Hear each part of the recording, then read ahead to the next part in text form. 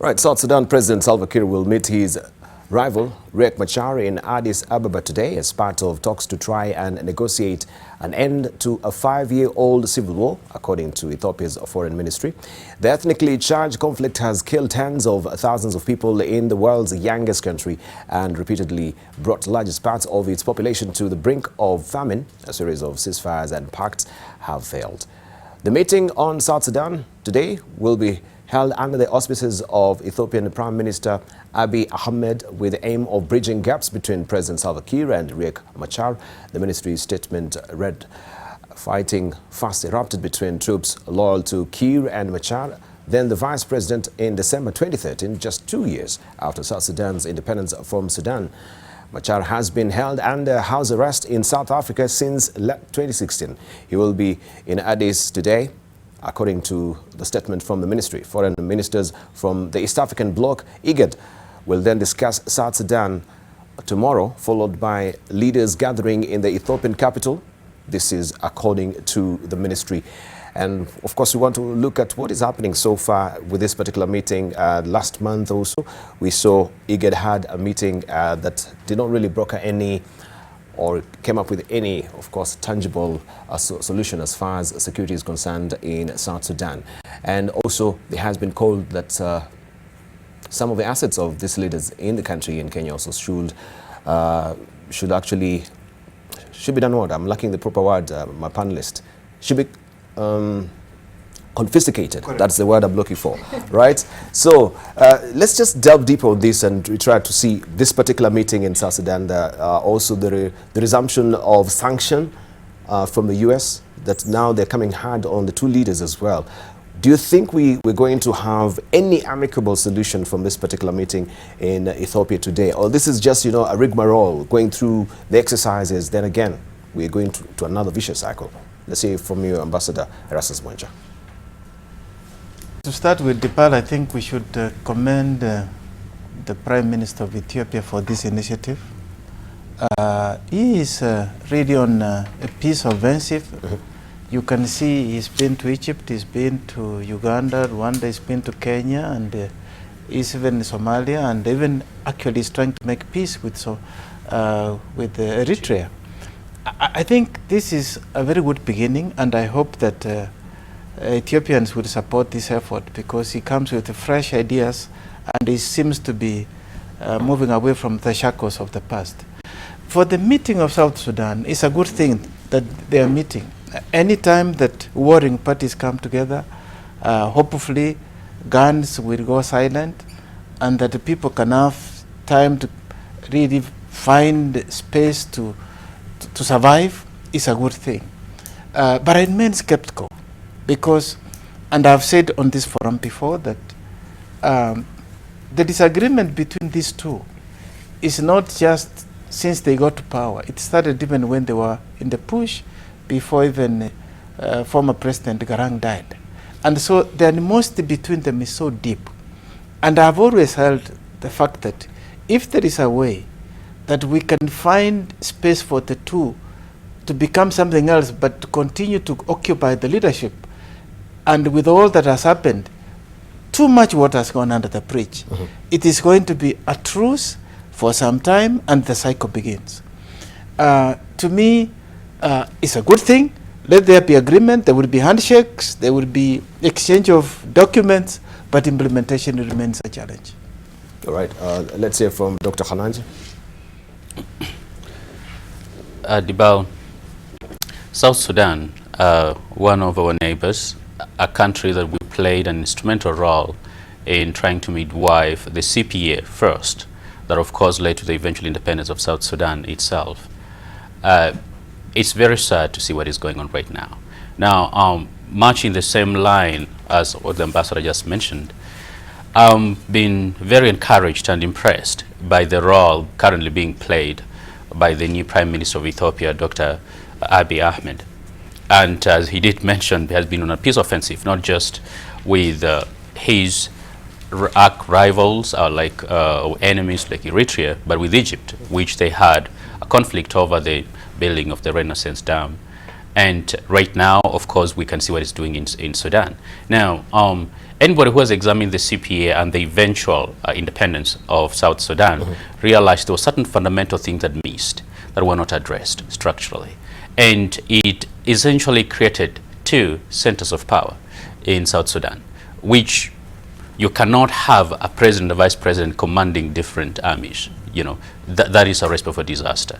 Now, while this may lead to handshakes, probably as an infection from Kenya, which may be a good thing, fundamentally speaking, there are certain things that need to change. And as regional countries, while the rest of the world is asking us to impose certain sanctions on them and free some of their assets, we have to be a little bit more proactive, but also careful in the way we approach it. But it has to be deliberate.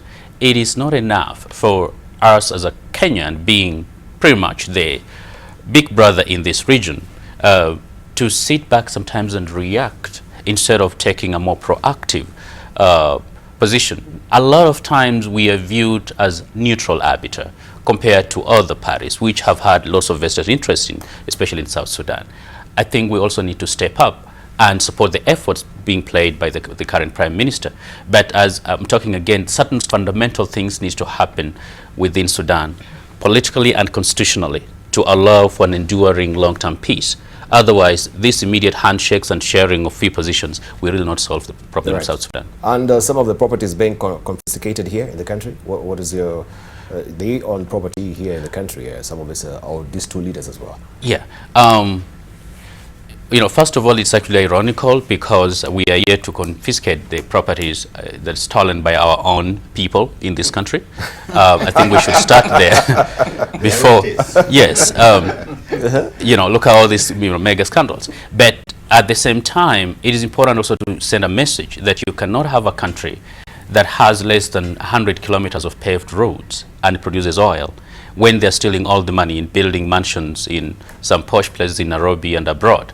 That, you know, we cannot entertain, you know, something like that, or at least Kenya will not be a haven for them to do that. Even though at the same time, for us to have credibility, we actually have to start with our own, to send us a very powerful message that, look, we are a country that believes in values, that you cannot oppress your own people by stealing from them. And that is a good move, but we should not be seen to be hypocritical. Right. Yeah. Okay, let's say from Lucy. Oh man, South Sudan, you know, I think we've really talked about it, and the truth of the matter in Sudan is that the same thinking that got them into problems cannot be the same thinking they can use to get themselves out of the problems that they are in. And in as far as South Sudan is concerned, a fresh thinking about this very serious issue that they're having needs to happen. And those cycles, that wheel needs to be broken. So a different way of thinking about this issue needs to happen. I mean, I think that's all I can say about it, because, and of course my thoughts and prayers for them, because really they need it. Yeah. Right. Can we briefly? Mine is reading from, because I've been following the events of South Sudan for quite a number of years. In fact, before even the comprehensive peace agreement was reached. Yes. But the best professor who has taught me so much about South Sudan is Professor Mahmoud Mamdani, a political scientist based in University of Makerere. When he wrote the paper on the crisis of South Sudan between 2013 and 2016, he said the problem of South Sudan must be dealt with within the context of what he called the Troika. The United States of America get involved, Norway, yes, and the United Kingdom. This Troika is the one that is mostly responsible for how South Sudan emerged, because essentially you had two warring factions. Now they've become part and parcel of the military. The SPLA, SPLM were not demobilized. They just became, you know, characters who are not even qualified to be military personnel. They became military under two sort of presidents, a vice president and a president. But when you want to negotiate about the comprehensive peace agreement, of course, Kenya played a key role. And I'm happy that the Ethiopian Prime Minister is bringing some new thinking into the table. Because what we need in South Sudan is not to share more seats. is to demobilize the entire executive, demobilize the entire military and the police framework. And then this issue of confiscating of assets, unless they are held in custody on behalf of the people of South Sudan, because confiscating assets may lead to more injustices for those who have acquired those assets in a legal way. Of course, we must peruse through that process. So for me, the best way, demobilize the military, demobilize the police, and demobilize the executive. When those three things can happen, then we have some element of now what we can call a new peace agreement can be based on. And I'm sure our ambassador here played a key role when he was in the AU. The AU must come in as strong as the Prime Minister and back him up, because this will be one of the crises that they must resolve. Because South Sudan is the newest country in the international community. The AU cannot sit and watch. From 2013 to date. This December it will be 5 years of crisis. We cannot have crisis for 5 years. People are losing their lives. So many things are happening. So let's agree on revisiting the works of Professor Mamdani and to see how to resolve this problem. Because essentially, academics like Professor Noah Bidamp, we must utilize their knowledge, because that's what they do. They do understand things, and they are professors of Africa. What do we want our solutions to come from? The West? No. We go to African scholars who have resolved many crises in many countries, like Professor Mamdani. He has said so much about the South Sudan. And I think his writings and his speaking but over the years, can we've help been us. seeing a lot about South Sudan, a lot of research, a lot of case studies about South Sudan, but we seem not to really cut this Gordian knot and come up with an amicable solution. Sometimes I feel actually what we do have in South Sudan and Kenya is what actually have captured also on a touchscreen. If you remember this particular cartoon, The complex. you remember this Sisyphus complex? Yes. Yes, this is what is happening, especially with maybe, I don't know, I want just to throw it, I'm not the panelist, but just to give you an idea, yes, that this is Sisyphus, and it's trying to roll this particular rock up the mountain, and what happens?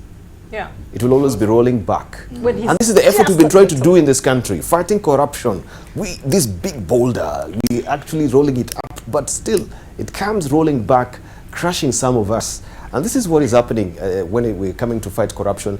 And you can use this also, maybe the analogy here, also with South Sudan. I don't know. Let's hear from Kagwe, then we come to Professor Noah Bidamp. I Yeah, think the Sisyphus complex. the Sisyphus complex is one of the best Greek stories that have come to help us think through. I think there is only one thing about how to tackle the boulder. Whether it's corruption or whether it's crisis in Africa, we have to agree that there is no need of rolling things up. That's why the wheel was invented a long time ago. You put that thing on a wheel, or you use lever and pulley to take the stone up. But we keep on using old tricks to resolve new problems. Yeah. That's why for me, when I look at policing, particularly policing in Africa, we use the same old tricks to try and police Africa.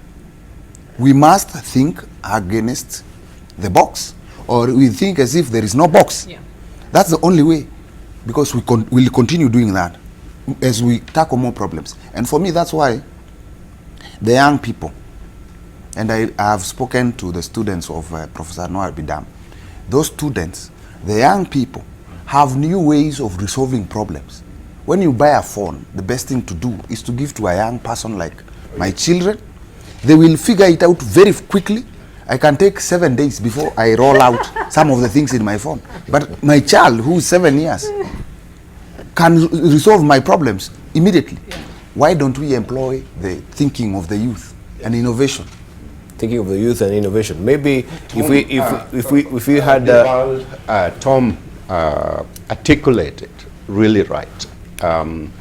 We must think about the genesis of what is going on right now in Sudan. And I think Tom explained very well the SPLA, the SPLM, the beginning and where it is right now. But one more thing that one needs to take in consideration is if South Sudan was a barren land, all desert, and there's nothing in it, nobody will be fighting over it. Think about DRG Congo and think about potential of that country as a breadbasket of Africa that produce all kind of minerals for the need of the world. And look at where it is right now. That is part of the pressure that is coming from outside into South Sudan. Debarl, I'm very pleased with the role that former Prime Minister has played in meeting with both Riek Machar and Salva Kiir. And what I'm hearing coming out of that is there was a meeting of the mind.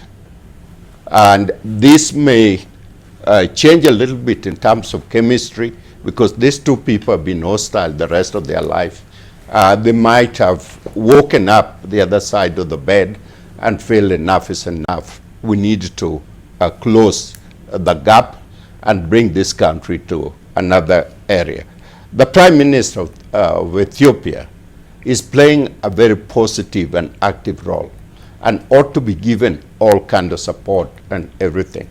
I am always hesitant to look at UN and look at all other people in regards to a solution that Africans ought to take care of. Ambassador, he has done his work and continue doing his work, and all of us one way or another. This has to be solved by African. All right, maybe we can close on it briefly. We also look at what is happening in the US with the US child policy, very briefly, unless you have pressing issue on South Sudan. We still wait for what will be maybe the upshot of a meeting, then we can discuss that. I don't know, right? Unless you have something to say. Well, I think as you said, let's wait for the meeting. But as Tom and the rest have mentioned, South Sudan started more or less on a false start.